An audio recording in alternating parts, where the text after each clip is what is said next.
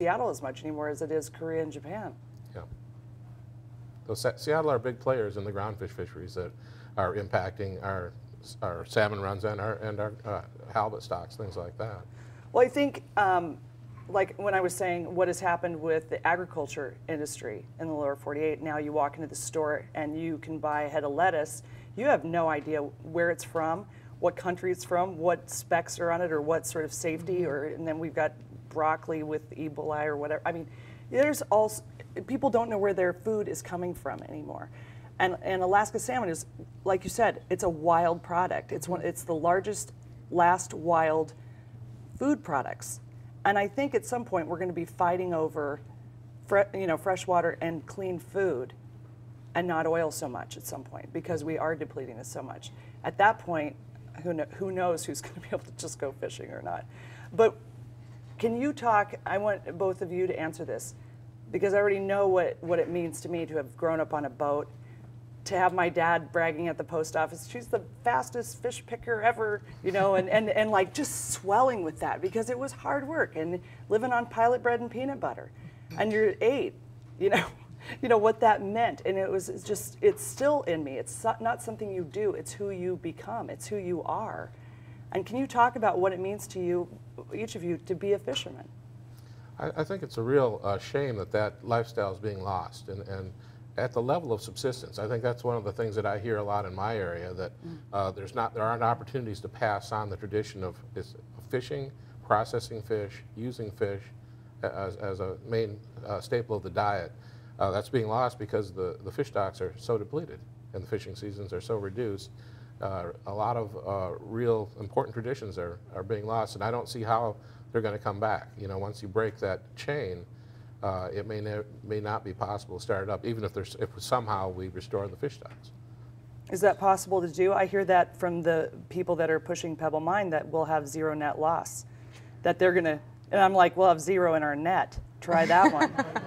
But it's not, from what I can see, it's not.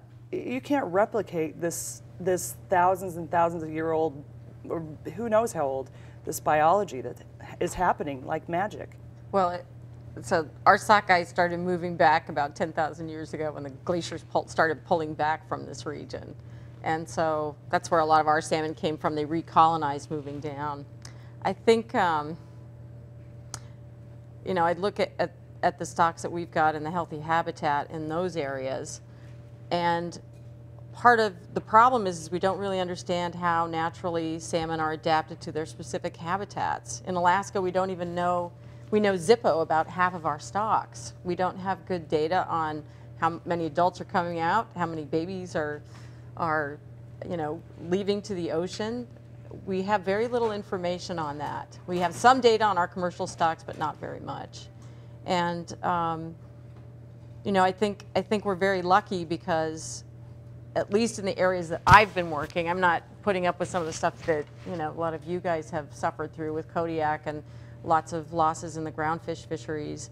But relative to the salmon, I look at what we have, at least in Bristol Bay, which is the area that I've specialized in most of my career, and we're just extremely, extremely lucky to have that.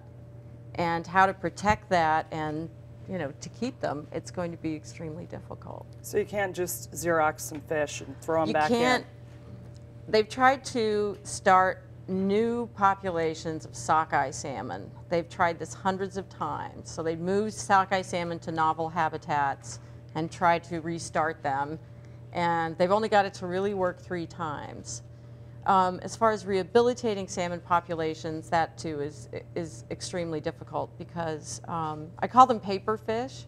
And I worked on the Tongass for 4 years, where you'll do an environmental impact statement. We're going to take out all these trees. This much habitat, fish habitat, will be destroyed, but we'll make new habitat, or we'll make more fish. And I call them paper fish because there's never a guarantee that you will get those fish. It's a promise that, really, you're promising a return that you can't be sure of. It's an experiment. Right. It's a paper that might bounce. Paper fish, yeah. Paper it's fish check that might bounce. It might fish. Your fish are in the mail. Yeah, exactly. Sure. Yeah. And we all have stories of how bad that can go, or when they send it to the wrong place. I want to ask Shawn to answer that question too, but I know that what it means to you to be a fisherman is going to take longer than we've got. So we're going to run to a break and come back. Shawn Dochtermann is going to tell us what it means to him to be a fisherman, and we'll have some more conversation about, well, you know, what it is to be a fish witch in Alaska. I'm Shannyn Moore. This is More Up North. We'll be right back.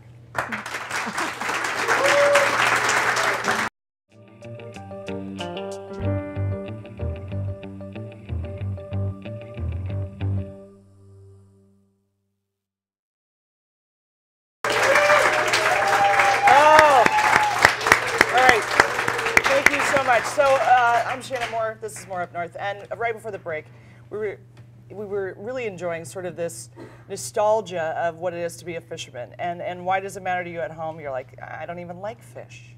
Well, you know, part of it is it's who people are, and it's really a huge part of the identity of Alaskans, and should be protected as well as the fish.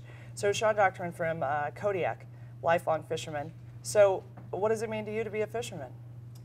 Well, I can remember the first time I flew on a float plane to go salmon fishing, gill netting, south end of Kodiak, and at that time I didn't want to touch a fish, let alone eat it.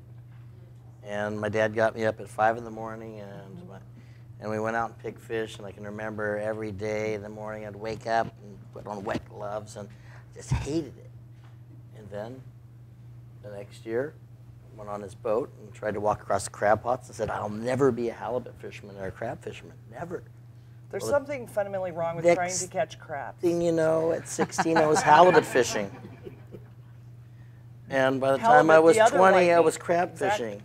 And there's nothing like the exhilaration of after you've thrown all the gear off, and then you get to go pick it, and you get to find out what's coming up in the pot or what's coming up on your hook. So, and then now I have my own boat, and I can't wait to go to sleep at 10 o'clock and wake up at 4:30 or 5, start the engine, get the coffee, and go out there and throw my jigs down and catch cod. So it's a developed thing, but it's like you have salt in your blood. You can't wait to get back to town, deliver your fish, have a beer with your friends, tell stories. I mean, it's just exhilarating, but it's freedom.